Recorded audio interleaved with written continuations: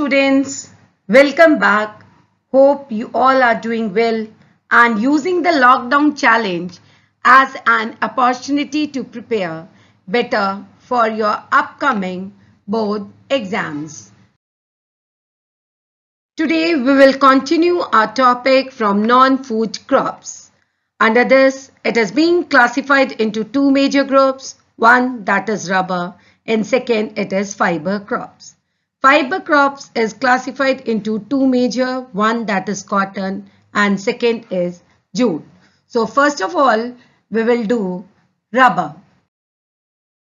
Now rubber, it is an equatorial crop, but under special conditions, it is also grown in tropical and subtropical areas.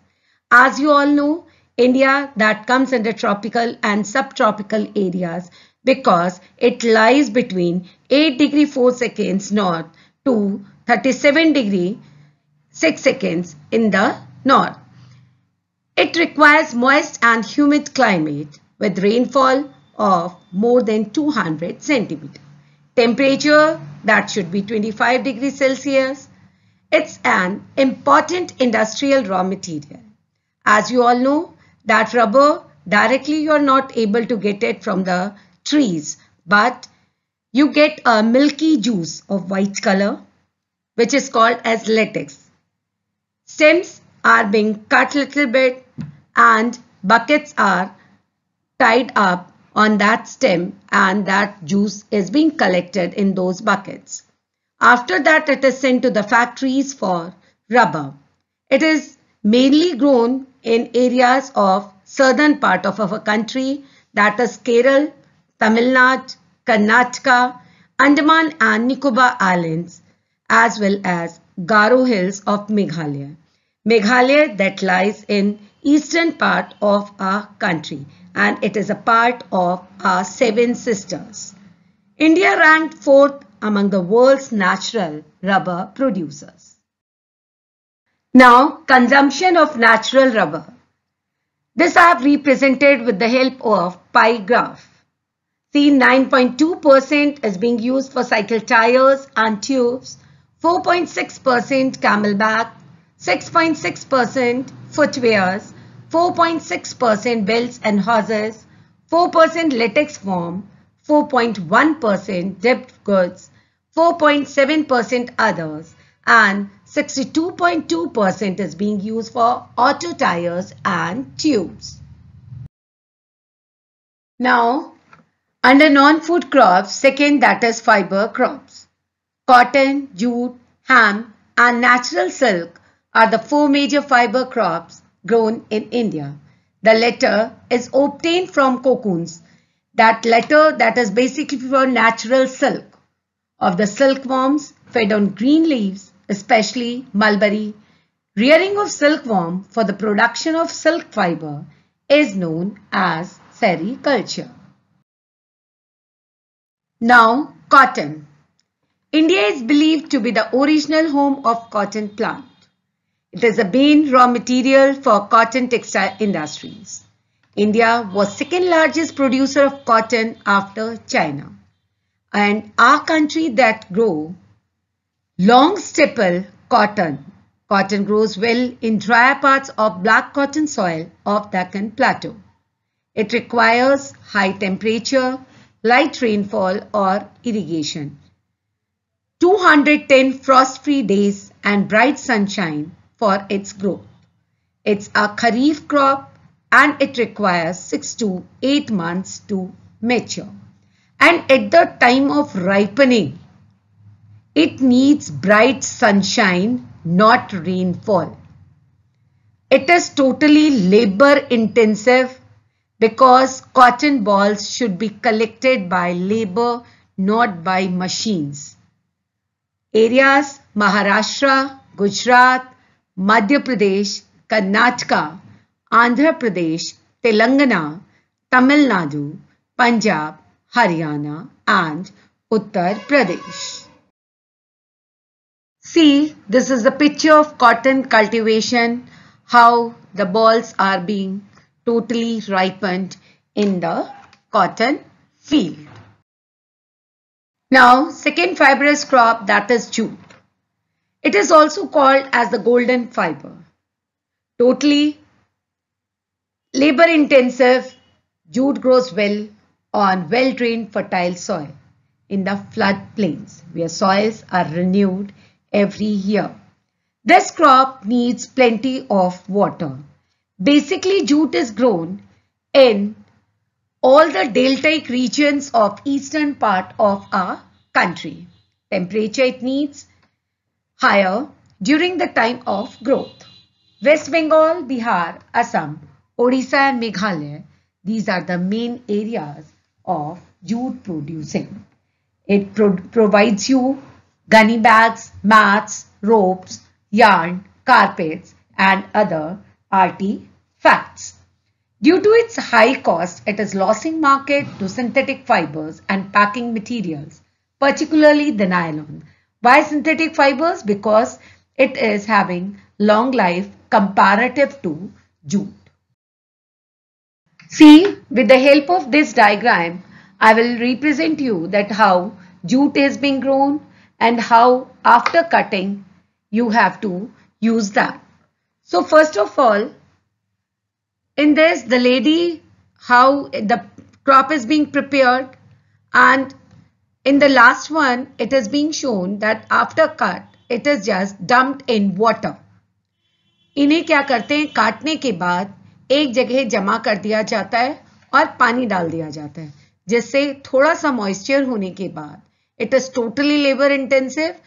Women as well as men labor, they just remove the jute from the stick of that and its height that is 5 to 6. अब इसके बाद उतारने के बाद इसे क्या है, किस तरीके से how they have dried up in the second line you just see, and then after preparing that how it is being prepared for gunny bags as well as for carpet making.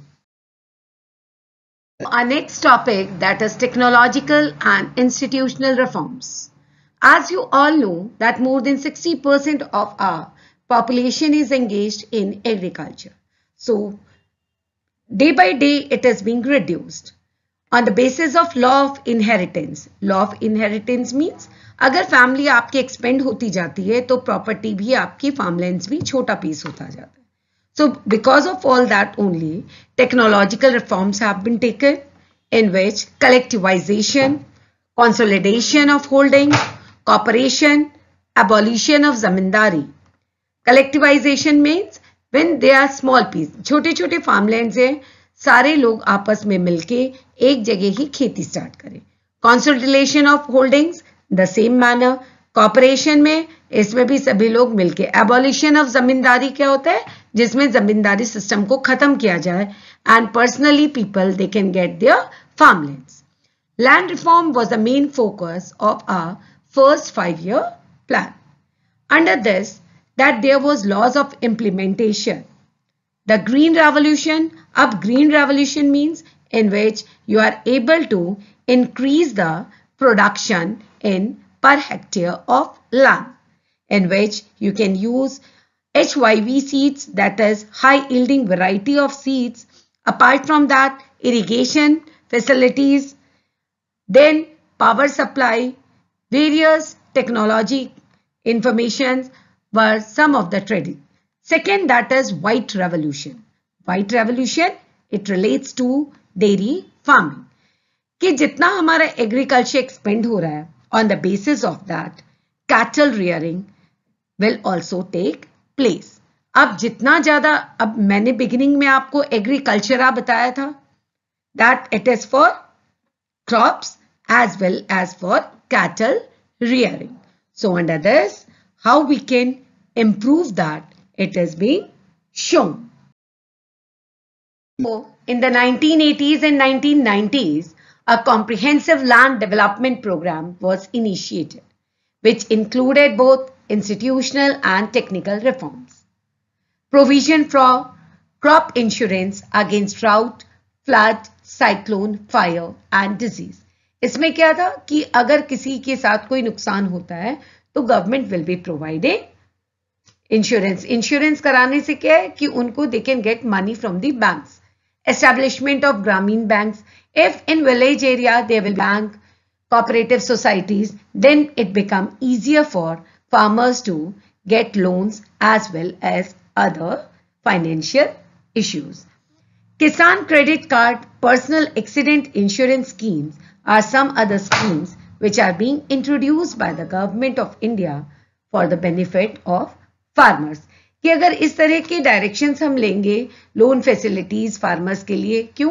अगर loans provided क्या है, that basically if they get loan from the zamindars they take high rate of interest, but if in village areas banks will be there, तो at marginal interest rate they are able to get loans for their crops. Moreover, special weather bulletins, agricultural programs for farmers. अब weather bulletins में क्या time to time उन्हें जानकारी दी जाती है कि मौसम आज का इस तरह से बदलने वाला है और किस तरह से आप एग्रीकल्चर को अपने इंक्रीज कर सकते हो, how you can increase the productivity of various crops. The government also announces minimum support price. अगर गवर्नमेंट एक फिक्स रेट कर देगी डिसाइड, तो किसी भी फार्मर को कोई लॉस नहीं होगा, and at that price rate they will just supply their grains to the government. And procurement prices for important crops to check the exploitation of farmers by speculators and middle. तो ये सारी चीजें खत्म हो जाएगी अगर गवर्नमेंट इन सारी चीजों को अनाउंस करती है. Now how I have shown you that modern technological equipments which are being used in agriculture, and with these instruments you are able to increase the production. Last topic of this agriculture, that is Bhudan Gramdan. Bhudan means Jameen ka dan. Gramdan means when the whole village is being donated. Mahatma Gandhi declared Vinoba Bhave as a spiritual hero. He also participated in Satyagraha as one of the votaries of Gandhi's concept of Gram Swarajya. After Gandhiji's martyrdom, Vinoba Bhave undertook Padyatra to spread Gandhiji's message, covered almost the entire country. इसमें क्या किया उन्होंने? विनोबा भावे ने जगह जगह जाके महात्मा गांधी की बातों को समझाया कि किस तरह से अगर कोई लैंडलेस है तो how we can provide them land to fulfill the demand of their family. Shri Ramchandra Reddy stood up and offered 80 acres of land to be distributed among 80 landless villagers. तो इसका असर क्या दिखा?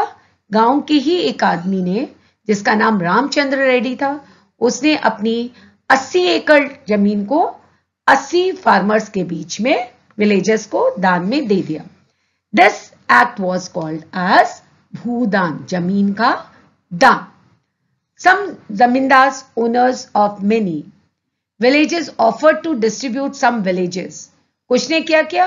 जो लैंडलेस विलेजर्स थे उन्हें कुछ गांव बिल्कुल डोनेट कर दिए, which was called as Gram Dan. This Bhudan Gramdan movement, initiated by Vinoba Bhave, is also known as the bloodless revolution. Why bloodless? क्योंकि इसमें कोई खून खराबा नहीं और लोगों की अपने विश से ही they have donated their land. That's all for today. Thank you. Best of luck for today's learning.